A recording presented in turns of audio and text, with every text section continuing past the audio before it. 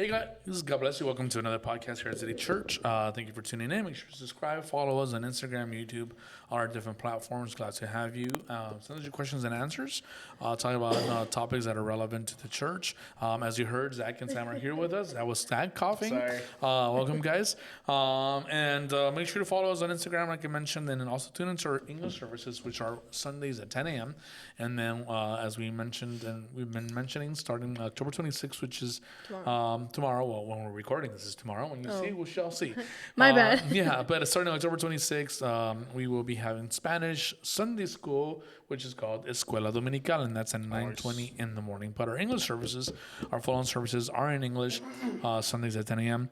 Our address depends on the accent. Address is 10400 Frisco Street, Unit 303, Frisco, Texas 75033. Well, God bless you guys. Welcome to another podcast, and I know we've been talking about questions and answers, and what we're thinking. And I think Zach, you had a question earlier having to do with like taxes. I think you were talking about taxes, especially for tax season coming up early next year. But So the question came more about. I haven't even done mine. Oh. Wow. Awkward. Okay, well, we won't give you Sam's address for the IRS. Any CPAs out there, please email us. Okay. Checking. The question comes about because I've seen this, like people do this. I've heard like situations where this happens. The question is, Eric, what are your thoughts on people writing off tithing? And then Sam brought up a good point, like is tithing offerings or is it all the same thing? What are your thoughts? So my thought is, first of all, we do have to try to pay our taxes wherever we can. I'm getting there. I have an appointment, don't worry. Yeah. Even the Bible talks about it, right? It does. And so I actually want to go to that, and that's this is I'm a rebellion. Like no. I'm just kidding. So yeah, Mark 12:17 is it's the most quoted verse about this. And this is, and I'll read ESV. I have many versions up here on my screen, but Mark 12:17 is, and then it says, Jesus said to them, render to Caesar the things that are Caesar's, and to God the things that are God's. And they marveled at him. And actually, this was kind of a question that was being brought to Jesus because of taxing, essentially, taxation. And so the question is, first of all, do Christians pay taxes? Yes. Give to Caesar what is of Caesar, God what is of God's. I finally get my appointment. I will be a good You will Christian, be in a that good group. abiding Christian. Well, it is. We are called to be good citizens. We are supposed to be good citizens as well. We're in a pilgrimage, but we should still.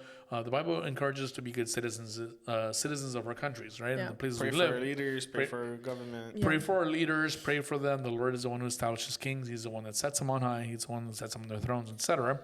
And then there's guidance for leaders on their own, ones that are in leadership positions. But as citizens, we're called to vote. It's important. We're also encouraged to definitely carry out pay our taxes, and that's what Jesus was talking about. Give to Caesar what is of Caesar's, and God what is of God's. Choosing not to pay taxes, right? Not saying how you pay taxes and how you get to that point, but the concept of it is necessary because that is obedience to our authorities here on earth, right? They establish a tax code, and so we obey the tax code. How you do that, I'll leave that between you and your CPA, but that's number one. And so it's called being good stewards and good citizens of our nations. However, the next question is, give to God what is of God's, right? And so why do we give our tithes and our offerings? Our tithes and our offerings are given out of obedience to the word of God. Right. People always debate, are tithes still valid? And the question is, yeah, they're still valid. There's things that survived the cross, things that were modified at the cross, and things that were established at the cross. Because a lot of people don't believe in tithing. They just believe in like offerings, right? Right, exactly. And then you see that reference when Jesus talks to the Pharisees and to the scribes about how they should give the tithes or what they were supposed to be giving, but without losing concept of the greater things. So, in the times of the Old Covenant, tithing was made by law. And so now everything in the New Covenant is done out of love. And so we give our tithes and offerings, and we obey the command of tithes and offerings out of love. And so we choose to give because we love, right? And we want to be obedient to his word. So we give our tithes and offerings. Now, the next question to that is, do we do that? Should we write that off as a tax deduction? So, I want Like, to. is there a threshold or like? Like, at what point should you get the tax deduction? Yeah, well, first of all, a lot of people ask for letters and they can't even get the tax deduction because you have to be able to itemize your things. And so I'm like, why are you like, okay, great, we'll give you the letter, but okay, do you even qualify for it? But whatever, different story. And so I want to go to Matthew 6, and this is when the Lord talks about doing things and giving to the needy. But this is an application for everything we give. So Matthew 6, 6:1. And it says the following on Matthew 6:1. It says, sorry, let me see here. So beware of practicing your righteousness before other people in order to be seen by them, for then you will have no reward from your Father who is in heaven. Number one, be careful of practicing your righteousness before other people. Righteousness has to do, it's synonymous with justice and being a person who's just, and that's obeying the word of God. And so a lot of the times when we're trying to give taxes and get that tax deduction, it's like, are you practicing your righteousness before man? Okay, whatever. But besides that, where's your reward going to come? Your reward's going to be limited to the tax write-off. That's my position on it. Okay, great. Get the tax write-off. Well, there's your reward. You wanted that reward? There's your reward. And because when you go on to Matthew 6:2, and it says, thus, when you give to the needy, sound no trumpet before you, as the hypocrites who do in the synagogues and in the streets, that they may be praised by others. Truly I say to you, they have received their reward. That's it. There's your reward. I guess like my question would kind of go down, and I'm not advocating for either one. I'm just trying to get a better understanding. Because, for example, like, let's just say like your 10% or whatever, based on that's out of obedience. That's the tithing. That's like the what is it, the word? The origin of what it is. Like it's obedience, the 10%, and you know, if you happen to just do like, let's say you get paid $300 a month and you do the $30 for your tithes, and then you happen to give 35, like obviously don't go in and ask for a tax deduction on the $5, you know, that's not what it means. Yeah. But for example, to kind of put things in perspective where I think you're coming from, is like, let's just say scenario basis, like you do your tithes and then you have like a larger amount for a donation for a specific event or a specific organization, like, and then putting it again into perspective, when you do your taxes, it's not a public thing, that's a private thing. Like you go, it's probably one person that will find out that you're getting it tax deducted, you know, and the IRS, but they're not going to go send you a letter and say, hurrah, congratulations, you did $100 to a donation of a church event. Like they're not going to do that. So I guess my question would be like, can you put it in kind of perspective of benefits of what a tax deduction is beneficial to you as an individual? Tax advice, in other words? Well, like what would be the benefit of that? Like why would someone be enticed to get a tax deduction for a donation such as, you know, $100? Like why would they be enticed, or what benefit brings them other than what else? Like what is the benefit? Yeah, I mean, first of all, my question, the statement that I have here is... The question back to you, Sam. The statement is, in order to get the tax letter, you got to put your name on your tithe so that everyone, and through the board or the church's system, knows that you're giving a certain amount. So you're publicizing your tithe. I'm not against that, but whatever.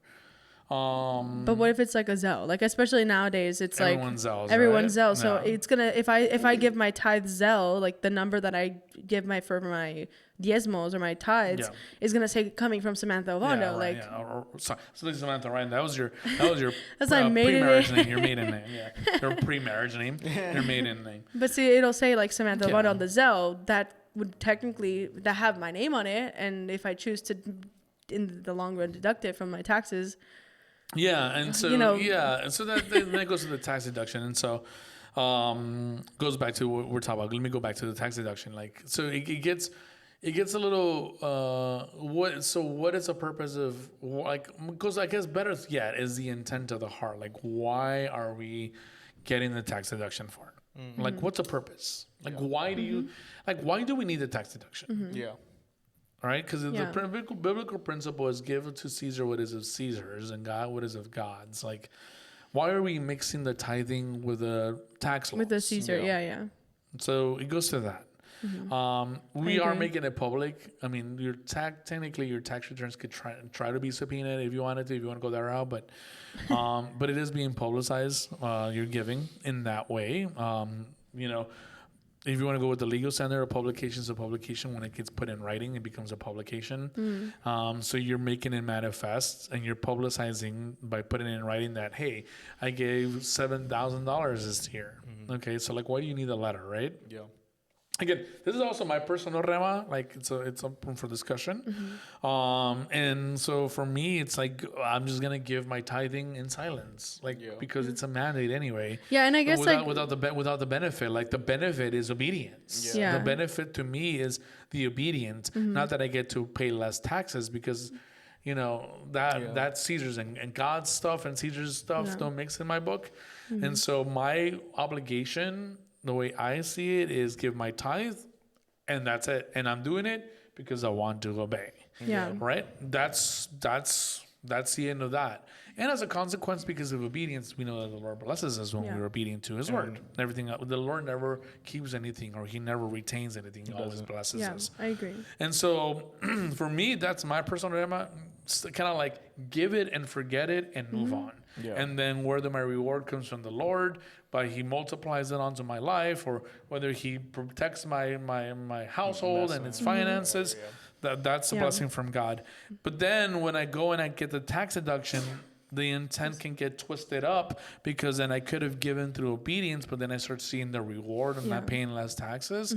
Then that becomes my reward. And so our intent can get twisted up because of our greedy state of man. Like we always want to try to get a benefit. And we were just talking about this a couple of podcasts ago, that we don't want to do things out of selfish ambition, as the Bible calls it, or conceit.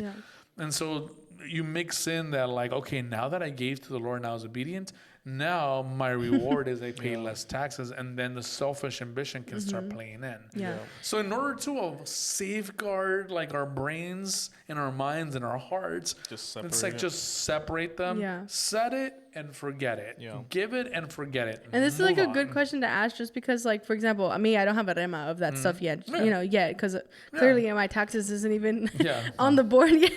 I have an appointment later this week, so no worries on that end. It's somewhere there. But I guess the next, and I agree with you, that's a good point to mention about your intent and why you're doing things for what benefit, and why are you even seeking a benefit outside of what the Lord has for you. Now, my next question, and I think it might go around the same area, but tithes is something that's not obligatory, but like it's there for a reason, and it's more of like it's a command, and we obey by love. So out of obedience, I will hands down always do my tithes. Now, when it comes to like the ofrenda, and in English that'd be like the donation aspect, the offering, where is that? Since it's not like necessarily a command to donate, it's not a command to do offering. Is that, or maybe correct me if I'm wrong? I mean, it's a very loosely. It sounds like an optional tithe, like an optional doing. Well, nothing in the Bible should be optional, and we should do things. We should obey the commands by love. That's the best way to explain it. And so then that's where the next question, the next verse in Matthew 6:2, and let me move away from KJV because they'll be like, what are you saying? Thou shalt not. Yeah, it actually says thou. And it talks shalleth. Yeah, and so it says, I'll read it with ESV. It says, thus, when you give to the needy, sound no trumpet before you. So the needy is offerings, donations, giving up. Sound no trumpet before you. Don't make it known, like silence. As the hypocrites do in the synagogues and in the streets. So in other words, Jesus himself is saying, if you sounding trumpets to your giving, you're a hypocrite. In the streets, that they may be praised by others, right? Truly I say to you, they have received their reward for sounding their trumpet. But when you give to the needy, do not let your left hand know what your right hand is doing. In fact, don't even let your own body parts know what they're doing, so that your giving may be in secret, as your Father who sees in secret will reward you. Now, I have a question because I agree with you, and I'm 100%. I think now my I mean, you don't rema, have to agree with my me. no, You can but fight me on it. my rema is being formulated. So with this conversation, and in addition to that, though, especially being like the business realm, very often, more than not, we notice that like typically businesses and establishments, they'll kind of do that for the tax writing purposes. You know, they'll donate just to kind of And put their name and put their names out there. sponsored You know, by- yeah. So I think my question was We're talking going. about giving because marketing, not just business, right? Yeah. No, but in trying to like wheel it in is like, does that include donating outside of like the typical org? For example, like if we have the idea to go donate money for an organization and, you know, we're trying to do that, is that included in that aspect? Since that has nothing to do with church, you know what I mean? Like you're donating to the homeless shelter, even though that's a great mission, it has nothing to do with church necessarily. Yeah. How would you go about that situation? This isn't the Bible doesn't Matthew 6:2 doesn't talk about giving to the needy in church. It just says giving to the needy. General, And in fact, the original version says giving to the needy is considered. It's called alms, ALMS. So when thou carried out thy alms, and that's KJV for you. Is loosely interpreted from KJV, but it's the word it uses is the word alms. And so the word alms means charity, contributions, charitable giving. And that's in general. Like if you're giving anything away, stop asking for a reward in the letter. Just give it to the needy. And you can feel free to ask for the letter. Again, the thing is that what reward do you want? Do you want the reward from heaven or the reward from God? So I want to say something because I was just talking right now that I was talking the mind, because I was like, while you guys were talking in my head, I was like, Lord, why do you say left hand and right hand? And so Can you repeat the verse? it says, but when you give to the needy, do not let your left hand know what your right hand is doing, so that your giving may be in secret. And so there's like a, it's interesting that he uses the word, don't let your left hand know what your right hand is doing. We know that the right hand symbolizes a lot of things in the Bible. The right hand is called the hand of supplication. So that's why we do things in church and we don't even know why we do them. First of all, like people just raise their hands and they don't even know why they raise them. Okay, number one. People just do it because they see other people doing it in praise and worship. But we raise our right hand in a sign of supplication. Like when we pray and we raise our right hand. And that's where we even get the concept of raising your right hand and repeat after me. And what does supplication mean? Supplication, like an asking, a connection with heaven. And so, pleading, supplication, interceding. Like a request. It's a request. It's a connection. And so that's why the right hand is known as the right hand. It's the hand of supplication, right? And so, but then when we raise our both hands, we don't even know how we do it, but raising our both hands is a symbol of victory. Like Moses? Moses. Okay. Yeah, so that's where the idea comes from. Because every time Moses rose his hand, there was victory. So it's more like victory. Surprisingly enough, it's funny enough in the NFL, this means touchdown, but whatever. But victory. But there's a lot of things and so in church we raise our hands and we're like, which hand do I raise? And how do I raise it? There's a whole like dilemma with like the TV hold and the exactly. And so in our lives, our one hand is more dominant than the other. And so like don't let your left hand know what your right hand is doing, right? And so in old biblical times, like the right hand, keep in mind people didn't shake hands to make deals in the old time Bible. They would use sandals. They would give each other sandals. I remember that. Hand under the hand under the thigh with Abraham and the servants, right? When they were looking for a bride for Isaac.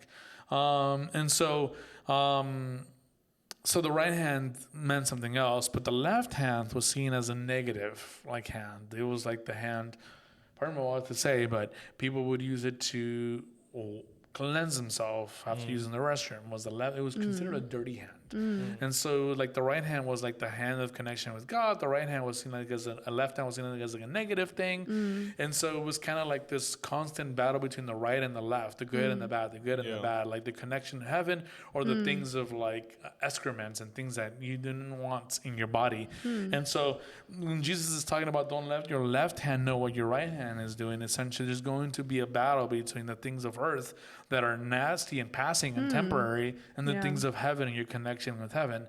So like choose, what do you want, the things of this earth or the things of heaven? Because as a human being you're going to have this battle between the things of the spirit and the things of the flesh. So just give and don't let one know what the other is doing, so there's no conflict. And do it in secret, even do it in secret from each other, so then that way your reward can come from heaven, the things that matter, the things that are spiritual. Now, one slight like tangent, just because I agree.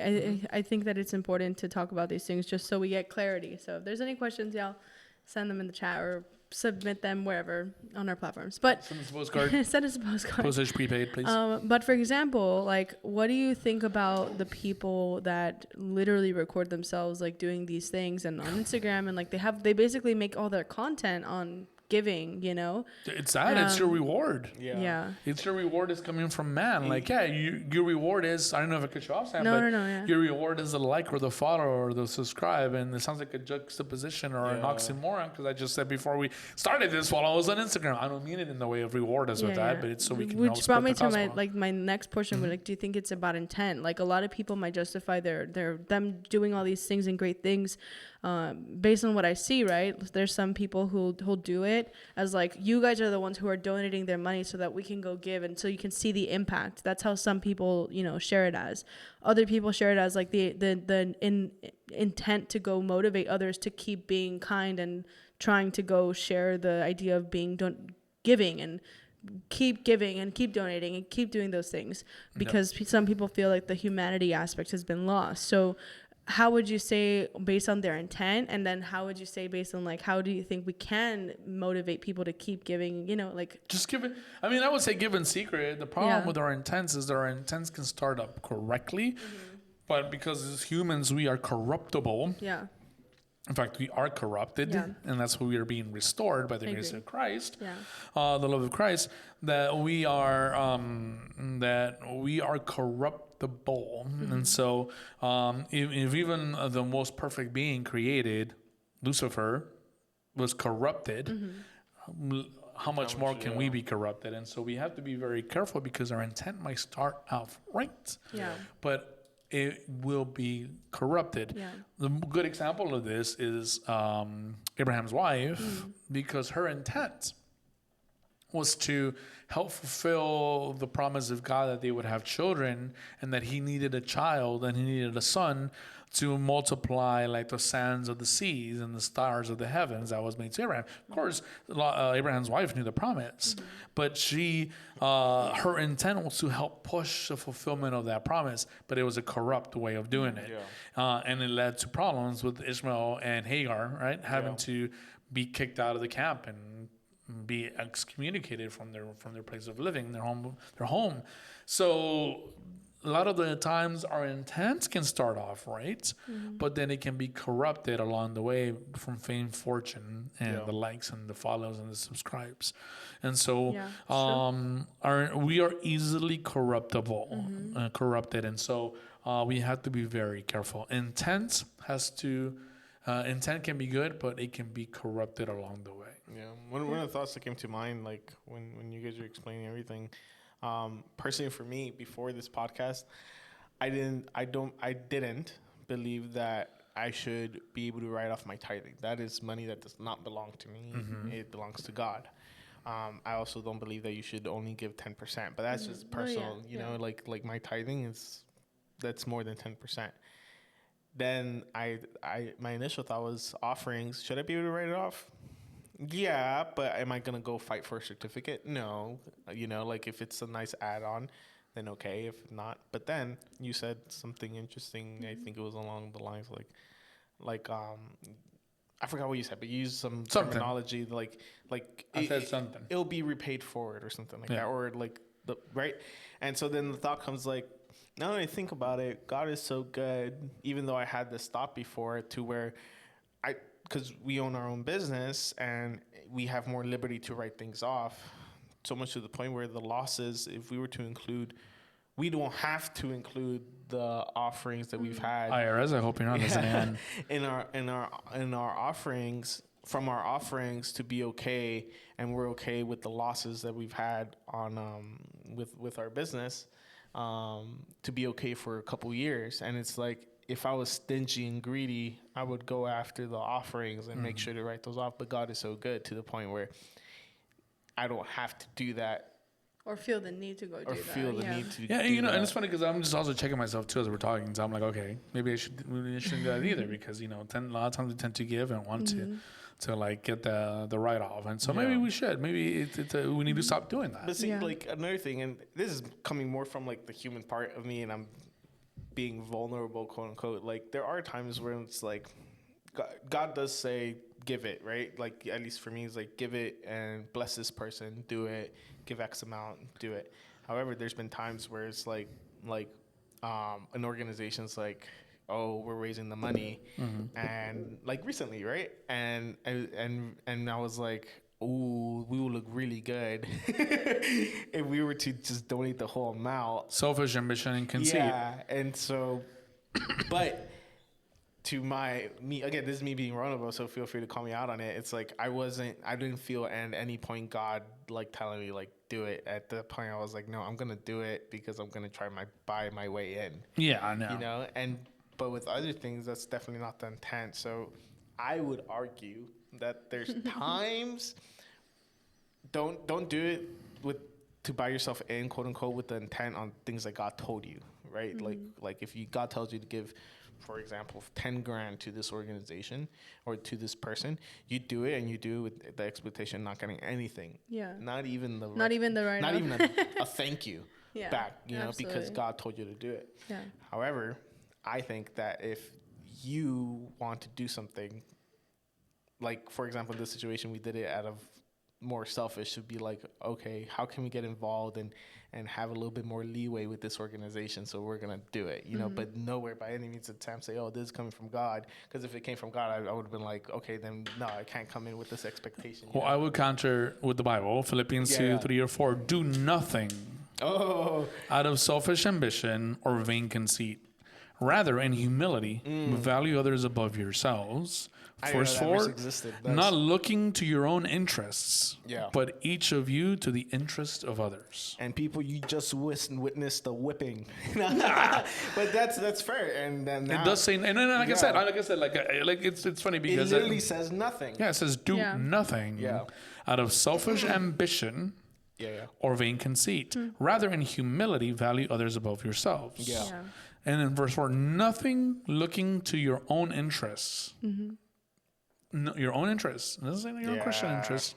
But each of you to the interest of others. And that's called servant leadership. And that's what Jesus did, because Jesus. Well, yeah, I mean, like I said, look, when we talk and then we're like a ministry role, whatever it is, sometimes we think, oh, we're preaching to other people. No, that's also not humble. We're preaching to ourselves too. And so, like, I'm checking myself too as I'm reading these Bibles and we're having these discussions, and so it's like do nothing out of selfish ambition. So then it becomes a problem, because if we're doing, like you were just giving the example right now, is then it becomes well, I got here because of me. Yeah, that makes sense. Not because of God. Yeah. Right? And so when God's the one who provided the finances, He's the one, he provided the opportunity. Hello. He provided the people. Biff will say on Back to the Future, hello, McFly, like, knocks on his head, like, no, I'm saying to you, but like, in general, like, did you not forget who gave you the money? Exactly, And who gave you the job, and who gave you the resources, and who gave you the opportunities? It all tied back to God. And so why are you now using this as a selfish ambition to get your way with things, right? 100%. And so it's selfish ambition. I'm glad you guys got to witness that. Yeah? Oh, no. I mean, hey, this is what the podcast is. To be fair, what the item that you guys are talking about came actually from, like, me trying to foster that idea. So So I'm also getting like whipped, I guess you could say, in that. No, but it's good. It's exhortation. It's called exhortation and Exhortation. rebuke and instruction. Yeah. And No, guidance because and all this. like, you know, sometimes like I think personally my mindset when doing things with business is completely different. And I think there's the word needs to kind of exhort me also in every aspect of my life. It shouldn't just be like, oh, but this is business. And you know, like that's sometimes for me gets a little muddy when it comes to like, oh, we'll leave Caesar's to Caesar's and leave what God is to God. Well, sometimes for me in my head, I'm like, great, leave what business is business and God, but it goes back to that verse where it says like nothing should be out of selfish intent or like self-ambition. And that's so true. And we need to learn how to carry that into these spaces, even though financially maybe Caesar's and, you know, what God is God because of out of obedience, but also out of obedience we will make sure that self-ambition and that verse, what was it, Philippians 2, 3, and 4 gets carried out through all of our lives and every aspect of that. What's really funny is that verse literally, I'm still here too, by the way. we can't plead ignorance now because, for example, we do a lot of work with like Sam's job and then our business and then our relationship. We tend to work a lot together, but also in a business sense. So we come from a perspective a lot when our discussions are like, okay, is this street? Are we married right now? Are we business partners? Are we like because I'm gonna approach it differently as a husband than I am as like someone you're working with, you know. And I say that because as a husband, I'm not going to be selfish, but as a business owner, I'm going to be selfish. But that verse nullifies that entire like phase or like, oh, you're talking to husband Zach or you're talking to business partner Zach, because then I cannot justify being what's the point? Selfish. What's the point of doing business if it's not going to benefit your marriage? Right. So it's like, okay. In the end, we've had quite a few conversations. Yeah. But now we're going to approach things differently because that verse is like, do nothing out of selfish ambition. Yeah, and it's good to give. I'm not saying don't give to like organizations. Just don't do it with like, how am I going to get into power? I know. It's like, I'm just going to invest in other people's lives and that's it. That's and it's so good that we're talking about this just because naturally, like gratefully so, we're involved in really high executive level business work, you know, like the things that we do have an impact socially, they have an impact on the development of the cities, and those types of things are important. And so having that exhortation now on a church podcast is good for us because that means like with the places that we're in and the people that we know, we'll be able to influence that through our character now because we're exhorted now at this area. We're doing things selflessly instead of selfishly, which is something that corporate America is typical for being selfish, you know? So it's competition and competitiveness. And you know, you bring up a good point because I remember, Eric, I don't know if you remember. Probably, I'm sold. During a business conference, we ran into someone who was like, the issue now is that like churches aren't teaching like, and he put it in an interesting way. They're a production. Yeah, they're a production, but they're also not teaching like how to live a godly life or a sacred life the practical. Like how can you what was the terminology that we're doing? What is it? The terminology that they use now for the preaching style. What is it? I forget. Poverty or no. Probably the prosperity gospel. Poverty gospel. But he was like their churches aren't teaching these young people or the new generations how to be successful in business and careers and all this stuff with a God-fearing mindset. So it's interesting that you brought that up. It's like, because we were like literally 20 seconds ago before this verse, we were like, this is his business. Like you gotta be cunning, you gotta be a shark, you gotta watch out for yourself, you gotta take care of business, you know, and you gotta be a shark. But that verse nullifies immediately that mindset. like exhorted us right now. Flip of a switch, because then that means that you shouldn't do anything. So it's like there's no such thing as, oh, this is church Zach. Are you talking to church Zach or this Zach or that Zach? It's like, no, like that verse this means is the same Zach nothing. Always. Yeah. You know, so it's just pretty good. Yeah, well, you also run the risk. I love this, not to like bring in this common concept, but I was talking to someone about leadership a couple like weeks ago about like masks, and when you wear so many masks, like you forget who you are. Yeah. And so it's like, That's actually a college professor that taught me that. In this class called The Power of Masks, a humanities course. Actually heard one of those in my seminars recently. Like, oh, really? Yeah, Okay. yeah. We Through, were so many business. masks, like we forget who we are. It's like, Yeah. church Zach and Yeah. marriage Zach and business Zach. And then it's Zach, like, bro, who are you then? Yeah. And you forget who you are because you wear so many masks. And I mean, it's funny. It's interesting because even when you like put God and you do things without a selfish ambition or conceit, and you do put others above yourself, you do what's in the world or commonly known secularly as servant leadership. Yeah. It's interesting because even then God still rewards you. Like it's interesting. Like He rewards you. You know.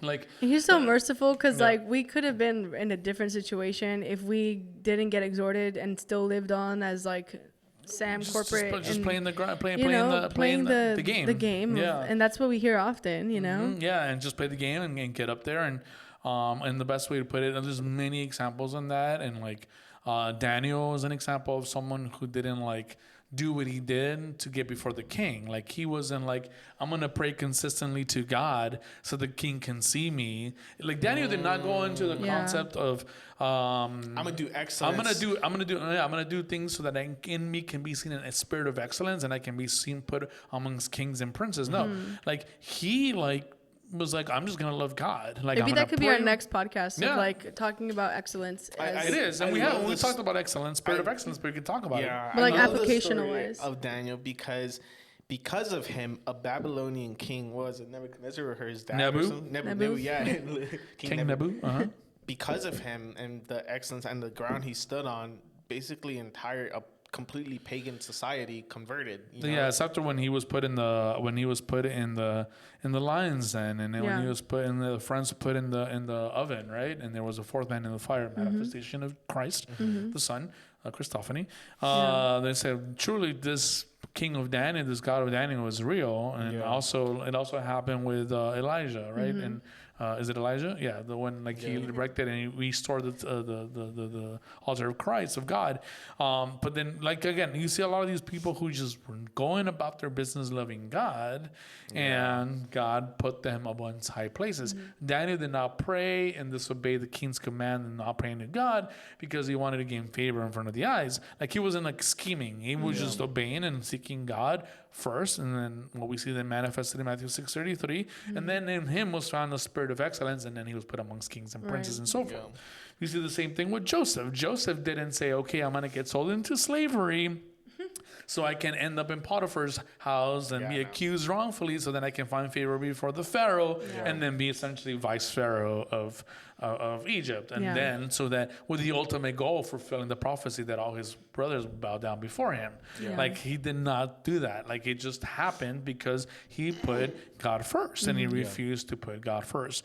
And so it whatever we do manifests in business, manifests in leadership, it manifests in the positions that we are put in. It does, and it just, God just does it because we are faithful to him in the few, and so amongst much he will place us. And so then it goes back to the taxes and to the tithes and all, and the donation write-offs. Just do good to others because that's called humbling ourselves and putting others before us. Do nothing with selfish ambitions, Philippians 2. Give our tithes not to be seen by others so people can see our righteousness, our obedience to him, but just do it to do it. Because it's obedience through love, Matthew 6:1. Give to the needy without having to get the likes and the subscriptions and the follows on Instagram and TikTok and whatever, Matthew 6:2. And so why get the tax write-off? There's many other things you can do in tax write-offs, right? There are your losses and your investments in your companies and your employees and all these other things. But don't use giving as a tool to benefit yourself. You can, but the limitations of man are lower than the unlimited blessings from God. Man can only give you so much. There's only so much money in the world. There's only so many trillions in the world. And the only one who can truly give us a blessing in a sustainable manner is Christ, is God. They can give you a reward in dollars, but the dollar will devalue itself over time. But the blessings that come from the Lord don't have a dependence on the value that man places on it. And there's a lot of verses that also 100% back that. Like I was just reading, I think it's in Proverbs, like like wisdom. A lot of them earn power. Yeah, wisdom is worth more than gold. Wisdom Yeah. is worth more than a king and queen or something like that. You know, it's so funny because I was just watching. I love. I'm a nerd sometimes, and a lot of the times. I was watching a podcast on the. Not a podcast. I was watching a video on YouTube about the value of the currencies, and how like what you're saying, like knowledge is more valuable than gold, because it's funny because gold is never really. Gold didn't used to be the currency. People or the currency for a lot of the time was cows. People would pay each other in cows and livestock, and that was the currency. Gold, like for example, the Mayans did not see gold as a currency; they just saw it as decoration. But the Spaniards, they saw gold as currency and worth a lot of money. And so, what am I going with this? I'm gonna just give a quick 10-second run on this. Then gold was also what backed up the U.S. dollar until like the early 1900s, and we were like when we had the bank runs, and they were like, oh well, we don't have enough gold to support the dollars; they're not tight, so we're gonna disconnect. And then they did oil or something. Yeah, right? And then we went back to the value of the dollar is set on the trusts of the government, right? And then we ended up essentially with fake money at this point. It's called fiat currency. Yeah. What I'm going to get with this is that your reward can be $1, but that dollar can then change on the line, and then no longer will people depend on the dollar. What if it's on the euro? And then what? Now your dollar is the reward you got for giving to the needy and the poor. Means nothing. Yeah. But because the knowledge and the wisdom and the blessings of the Lord are high above gold, time will pass, the ages will pass, but the blessings of His will not. They will remain no matter what it is. Good. And so... Anyway, that's tax write-offs. God bless you guys. We'll see you guys in the next podcast. Make sure to tune in. I hope you enjoyed us getting extorted. No. Exhorted and Yeah, no. And God bless you guys. We'll see you guys in the next podcast. Make sure to subscribe, follow us on Instagram. Visit us on Sundays, 10 a.m. English, and 9:20 a.m. our Spanish Escuela Dominical, our Sunday school, which will also stream on these platforms. God bless you guys. We'll see you guys on the next one.